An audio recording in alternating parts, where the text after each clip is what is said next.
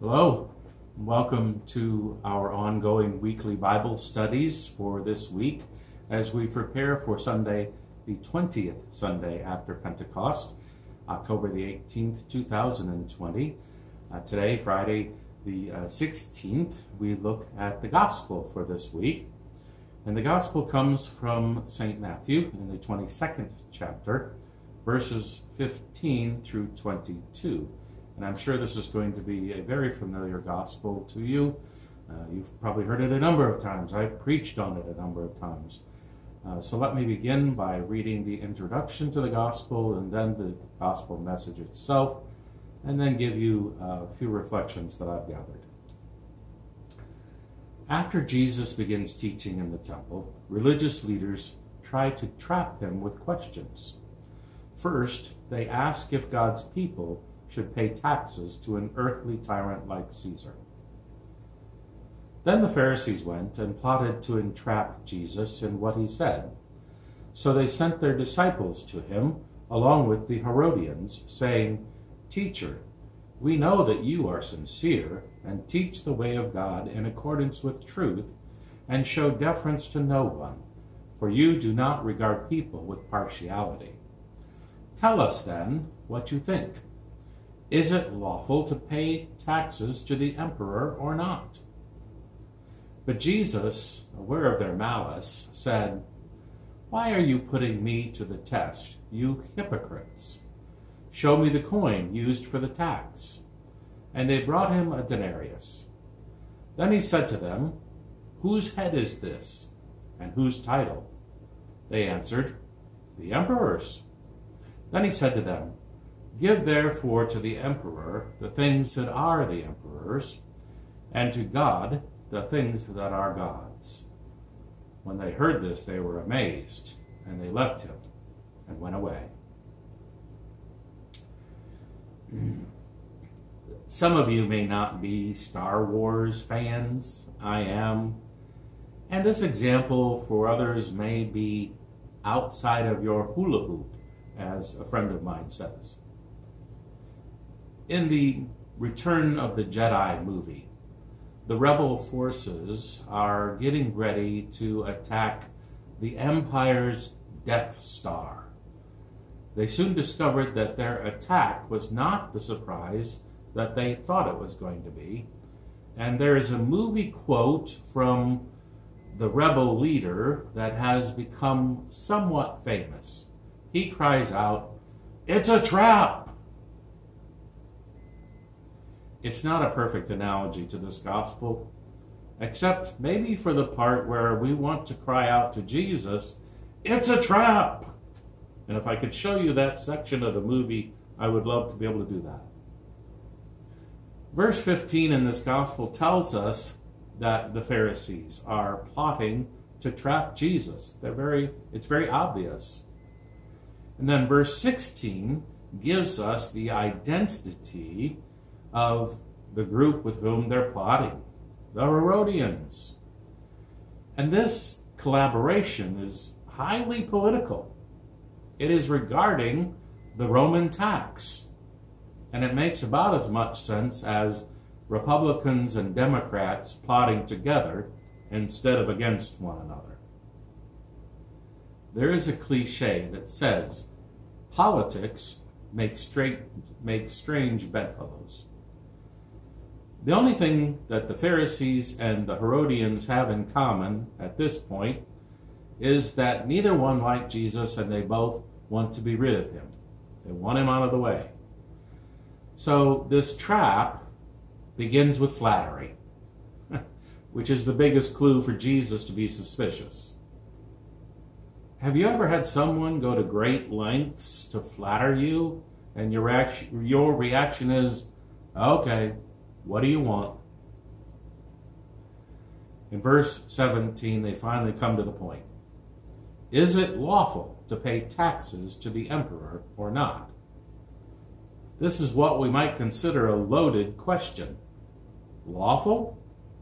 According to whom? The law of Moses, by which every Jew was bound, or the law of the oppressive Roman Empire under which the people who refused to pay the tax may be punishable by imprisonment or perhaps even torture or death.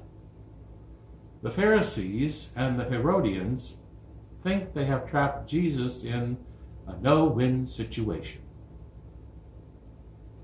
Jesus recognizes that their motives are political. If Jesus says the taxes are lawful, he could alienate the Jewish people, and especially those who may still be undecided about him being the Messiah.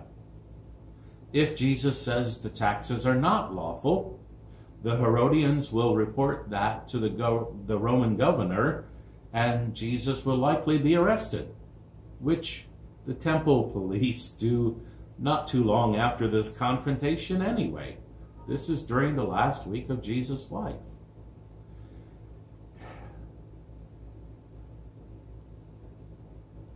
Jesus does not participate in politics. Let me make that point very, very clear again. Jesus does not participate in politics. Yet he does choose to answer the question. And he starts by calling the Pharisees and the Herodians hypocrites.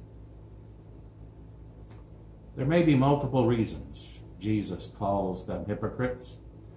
Maybe it's because he knows that the Pharisees and the Herodians are typically in opposition to each other. Maybe it's because Jesus knew they did not really believe all of those flattering things they were saying about him. Maybe it's because Jesus knew that they were more interested in helping themselves than they are in helping the people. Maybe it's because it was a form of idolatry for a Jew to be carrying a coin with the emperor's image. And yet, they had no difficulty bringing Jesus just such a coin. Regardless of the reason, Jesus uses their trap to trap them. When they produce the coin of the Roman Empire, Jesus puts off his own answer just another moment in order to make one more thing clear. He asks, "Whose head is this? And whose title?"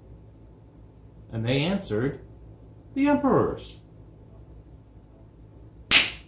The trap has been sprung.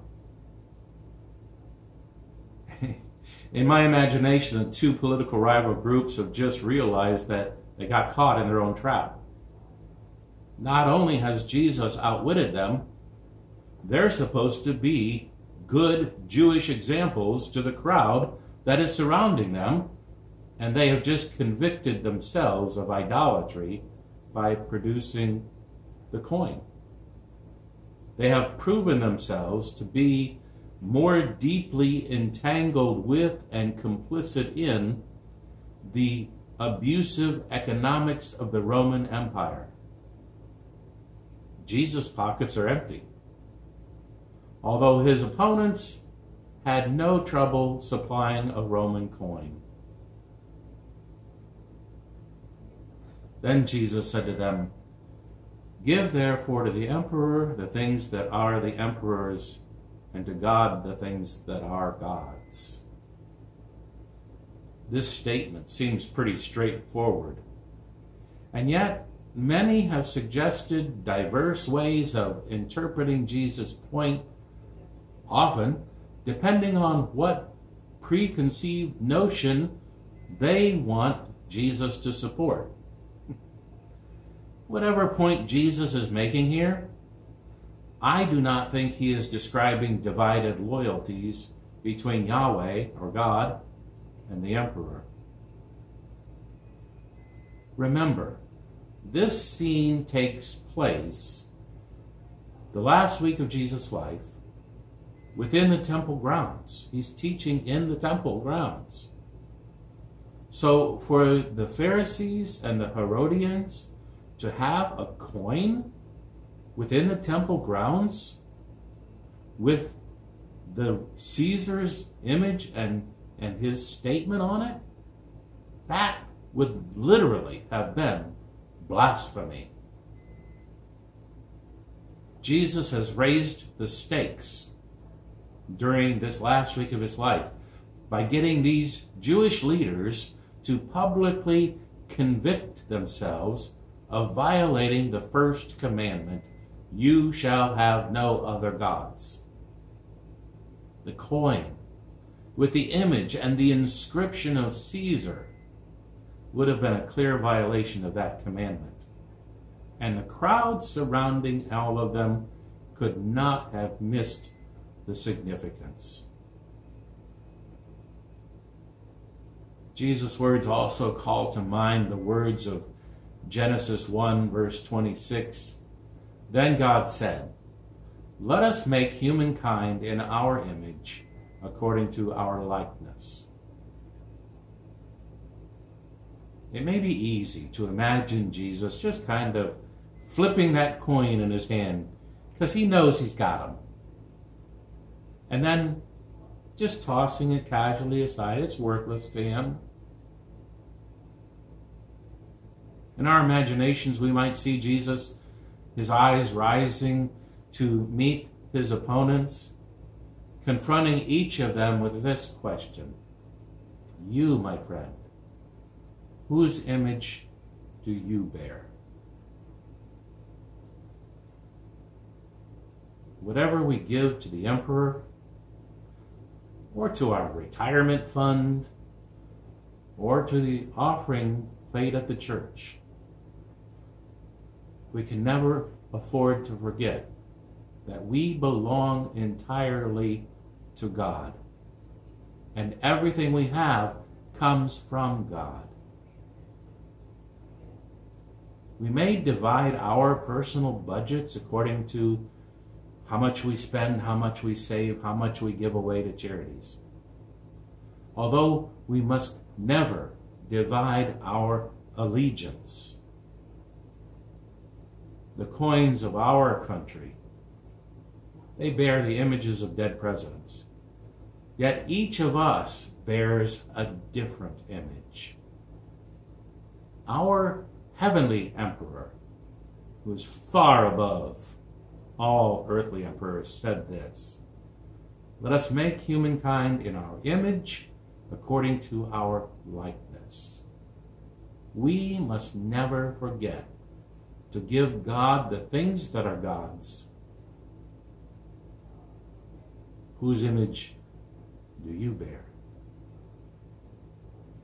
Thank you for joining me this week as we go through the lessons and the readings for this Sunday, the 20th Sunday after Pentecost, October the 18th, 2020. I hope you're having a great day.